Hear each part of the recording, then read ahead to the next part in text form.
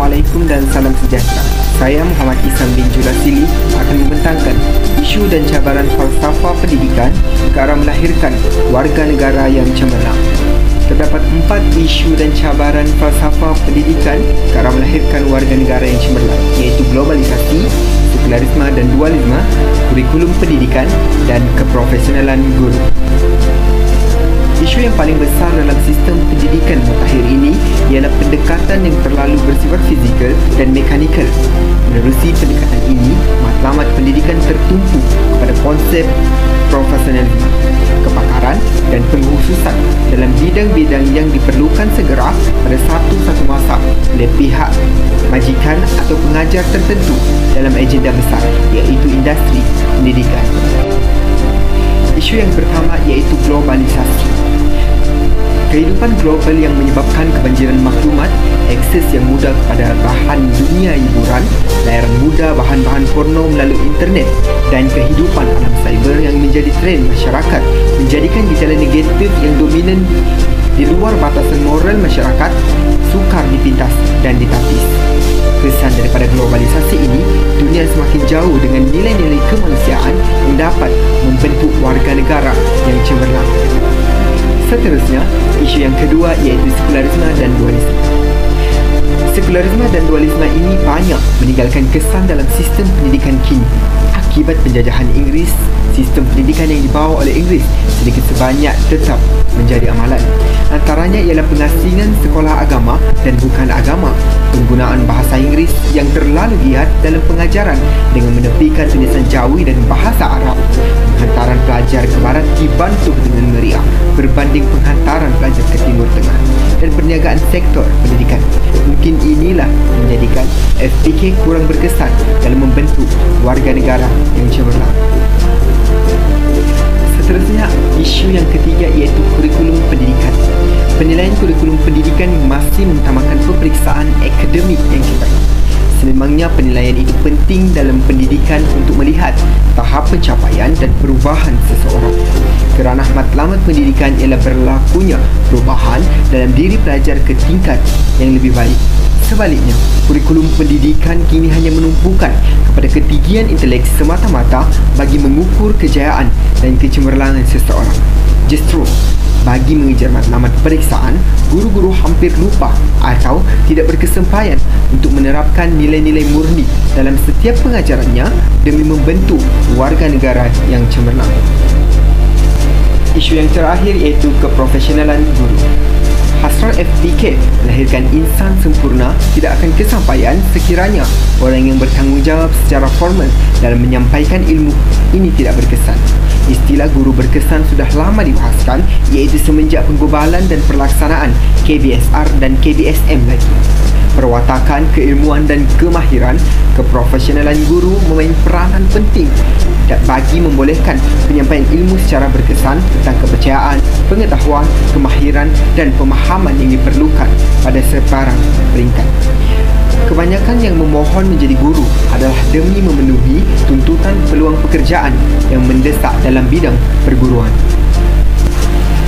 Secara keseluruhannya, kerangka dan konsep falsafah pendidikan kebangsaan sudah cukup unik dan lengkap bagi membangunkan insan ke arah melahirkan warga negara yang cemerlang. Usaha-usaha untuk melahirkan warga negara cemerlang seharusnya bukan sekadar satu konsep dan falsafah, malah harus diteliti dengan sebaik mungkin. Penyemakan dan penilaian terhadap kurikulum harus dipantau dengan kerap agar dapat menakis sebarang permasalahan yang wujud dengan segera. Okey, nama saya Ahmad Indah Isri bin Ismail, bernombor matrik D2021-2099-290. Ingin menerangkan tentang isu dan cabaran dalam pelaksanaan dasar-dasar pendidikan ke arah perdemokrasian dalam pendidikan di Malaysia. Okey, pengenalan isu dan cabaran perdemokrasian. Perdemokrasian pendidikan merujuk kepada kesamarataan peluang untuk semua orang yang mana melibatkan peruntukan kewangan dan bahan-bahan sumber yang besar melibatkan pembangunan dasar yang direka untuk mengurangkan ketidaksamaan dari segi sosial dan ekonomi, di samping mengurangkan kos persekolahan seperti iuran dan kos bahan, melibatkan pembangunan kurikulum yang berkaitan dan kerja-kerja merangka prosedur pemilihan yang sesuai untuk peluang-peluang pendidikan di peringkat yang lebih tinggi. Perdemokrasian pendidikan terbahagi kepada 9, iaitu semua dapat hak yang sama, sekolah dapat kemudahan yang sama, sekolah wawasan kongsi kemudahan, sekolah satu aliran, amalan kehidupan, peluang pendidikan yang sama, persamaan hak, peluang yang luas, dan akhir sekali pembangunan sumber manusia. Tumpuan dalam perdemokrasian pendidikan terbahagi kepada 5, iaitu basmi buta huruf, pendidikan universal, penyediaan infrastruktur, guru terlatih yang mencukupi, prasekolah untuk semua. Isu-isu semasa perdemokrasian pendidikan. Banyak langkah dan dasar telah dibuat oleh Kementerian Pendidikan Pelajaran untuk memastikan bahawa semua orang di negara ini mempunyai peluang pendidikan yang berkualiti secara percuma. Pada masa yang sama, kerajaan juga perlu memastikan bahawa pelajar-pelajar yang kurang upaya juga diajar berdasarkan sistem dan kurikulum yang sama dengan pelajar-pelajar normal. Usaha kerajaan untuk mencapai matlamat perdemokrasian pendidikan yang dinyatakan di dalam dasar pendidikan adalah seperti pendidikan wajib dan percuma untuk sekolah rendah dan sekolah menengah, pelaksanaan sekolah-sekolah vernakular, sekolah teknik, sekolah berasrama, sekolah agama dan sekolah pendidikan khas. Cabaran-cabaran perdemokrasian pendidikan. Cabaran telah dihadapi oleh kerajaan dalam melaksanakan perdemokrasian pendidikan. Kerajaan perlu memastikan bahawa pendidikan berkualiti diberikan kepada pelajar-pelajar tanpa mengira latar belakang etnik, status sosial ekonomi dan lokasi.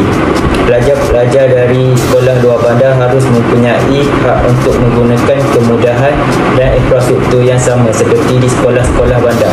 Pelajar-pelajar dari sekolah-sekolah luar bandar juga perlu diajar oleh guru-guru terlatih dan berkualiti bagi memudahkan mereka untuk mencapai akademik yang cemerlang. Peranan guru dalam perdemokrasian pendidikan. Guru memainkan peranan dalam merealisasikan matlamat perdemokrasian pendidikan dengan memastikan peluang yang sama diberikan kepada semua pelajar tanpa mengira etnik, jantina, status sosial ekonomi, latar belakang budaya, agama dan kecerdasan supaya mereka dapat memperkembangkan potensi mereka secara maksimum dan mencapai kecemerlangan dalam akademik. Pada masa yang sama, guru perlu adil dan saksama dalam semua aspek apabila berinteraksi dengan pelajar-pelajar daripada pelbagai kumpulan etnik. Untuk kesimpulannya, paradigma pendidikan yang mengarah pada era demokrasi banyak memberikan konsekuensi logis dalam mempersiapkan kondisi masa transisi budaya. Masyarakat yang mengalami situasi demokrasi umumnya lebih menghargai perbezaan pandangan, keagamaan dan status sosial. Tidak hanya pemerintah yang memikirkan konsep dan sistem pendidikan yang ideal, tetapi merupakan tanggungjawab bersama. Oleh kerana itu, pendidikan merupakan kunci bangsa untuk eksis dan bersaing di masa depan, seperti pengalaman negara barat yang bermasyarakat dengan tingkat pendidikan dan penguasaan teknologi yang tinggi membawa bangsanya pada kedudukan yang tinggi pula pada percaturan internasional. Kedaulatan dan keunggulan yang kompetitif di masa depan bukan milik suatu bangsa atau negara, melainkan adalah hak semua bangsa di dunia. Assalamualaikum dan salam sejahtera. Hari ini kami akan membentangkan isu dan cabaran dalam pelaksanaan sistem pendidikan ke arah memacu pendidikan Malaysia bertaraf dunia. Terdapat 5 isu dan cabaran ke arah memacu pendidikan bertaraf dunia, iaitu belajar berfokuskan peperiksaan dan pencapaian, pendidikan berterusan, bahasa pengantar, sekolah vernakular dan belajar untuk lebih mengetahui. Isu yang pertama ialah belajar berfokuskan peperiksaan dan pencapaian. Sistem pembelajaran masa kini hanya berfokuskan kepada peperiksaan dan pencapaian semata-mata. Sistem pendidikan yang terlalu berorientasikan peperiksaan telah menyukarkan perkembangan potensi murid. Isu yang kedua ialah pendidikan berterusan. Cabaran dan isu yang seterusnya ialah pendidikan yang berterusan serta tiada kesinambungan. Pembelajaran kini sangat terhad dengan sistem pembelajaran yang agak membebankan dengan jadual waktu, bilik darjah, kawasan sekolah dan peraturan sekolah. Isu yang ketiga ialah bahasa pengantar, iaitu penggunaan bahasa pengantar juga merupakan salah satu cabaran dan isu pendidikan yang tidak asing lagi di Malaysia. Penggunaan bahasa pengantar yang berbeza mengikut jenis sekolah, tafsirnya SJKC dan SJKT sedikit sebanyak telah mengurangkan penguasaan terhadap bahasa Melayu. Okey, untuk isu yang keempat ialah sekolah vernacular. Cabaran dan isu yang lain termasuklah kewujudan sekolah vernacular. Pemisahan murid mengikut jenis sekolah telah membentuk satu tanggapan yang dalam yang telah menjarakkan integrasi kaum. Justru bahasa Melayu yang diangkat sebagai bahasa pengantar masih tidak dimartabatkan dalam sistem pendidikan vernacular. Isu yang terakhir iaitu belajar untuk lebih mengetahui. Pembelajaran kini yang bertujuan untuk lebih mengetahui perkara berkaitan akademik juga merupakan cabaran dalam isu pendidikan. Pendidikan yang terlalu berorientasikan akademik dan terikat dengan silibus hanya bergantung kepada satu sumber, iaitu buku teks. Hal ini akan mematikan keseronokan pelajar untuk belajar di dalam bilik darjah. Tuntasnya, isu-isu serta cabaran pendidikan yang muncul telah menyukarkan bagi menjayakan proses transformasi pendidikan di Malaysia. Isu yang disebabkan salah faham dan salah tafsir dari kalangan masyarakat telah menyukarkan usaha untuk merealisasikan hasrat yang terkandung dalam falsafah pendidikan kebangsaan. Saya Muhammad Farid bin Abdul Rashid, bernombor kad mesrik D2022099302, akan membentangkan isu yang keempat, iaitu langkah-langkah yang positif bagi menangani cabaran-cabaran ke arah menjadikan pendidikan yang cemerlang. Pelbagai isu dan cabaran yang dihadapi oleh negara kita pada masa kini menjadikan pendidikan maju dan cemerlang itu semakin sukar. Oleh itu, pelbagai usaha perlu dilakukan supaya dapat menyelesaikan isu dan cabaran tersebut. Antara langkah yang boleh dilakukan ialah menaik taraf infrastruktur dan fasiliti sekolah, menguatkuasakan undang-undang, perlaksanaan kurikulum berkesan, bantuan kerajaan dan juga memantapkan sistem pendidikan. Langkah yang pertama ialah menaik taraf infrastruktur dan fasiliti sekolah. Infrastruktur dan fasiliti sekolah mestilah dinaik taraf selaras dengan pembangunan teknologi yang semakin moden dan berkembang.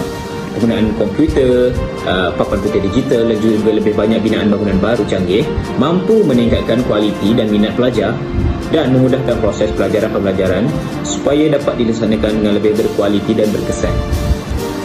Yang kedua, menguatkuasakan undang-undang dan peraturan sekolah. Undang-undang dan peraturan yang sedia ada mestilah dikaji dan ditambah baik dari masa ke masa agar disiplin pelajar terkawal. Hukuman akan dikenakan kepada mereka yang melanggar peraturan seperti membuli, merokok dan melakukan vandalisme di sekolah.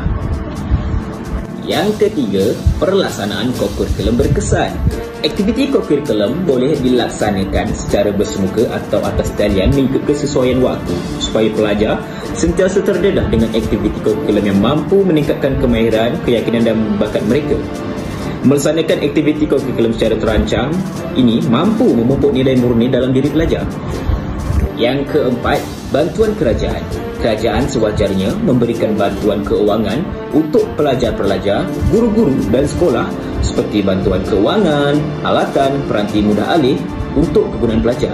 Bantuan ini mestilah disalurkan ke saluran yang betul kepada mereka yang betul-betul memerlukan dan layak supaya tidak berlaku sebarang ketidakpuashatian.